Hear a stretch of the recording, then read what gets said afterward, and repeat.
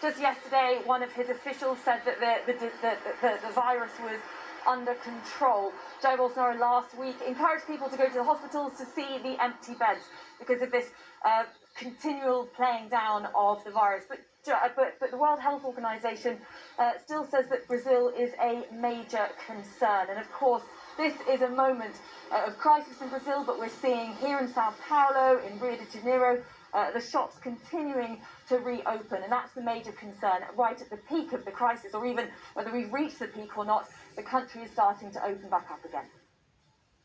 And that was our correspondent Katie Watson reporting from Sao Paulo in Brazil. Now, as lockdown restrictions are gradually eased across the UK, theme parks, museums and other venues are working out how they can reopen safely. But it'll be a long time before some visitor attractions are back up and running again. Our correspondent David Silito reports now from Blackpool. Blackpool. The Pleasure Beach. A place that should be, at this time of year, a cacophony of shouts and screams. It is a very strange atmosphere here, because the only thing you can hear is birdsong. And this should be a place that is, at this time of year, teeming with people. They're hoping they'll soon get a chance to open the gates. But the question is, how do you do? Socially distanced, fun. This is the first time since 1896 that this park has ever closed. We were open throughout the wars, both wars.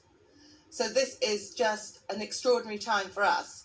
And being a family business, it's particularly difficult because you've got to look after so many families as well that work here for you. And to make it work, they're even socially distancing the roller coasters. Are you going to be able to fill the train? We're not, to enable distance, as we'll see, I think, with your measuring tape. So we've got, so the one seat back there, that's only a metre, so you've got to go... So let's pull that back a bit further.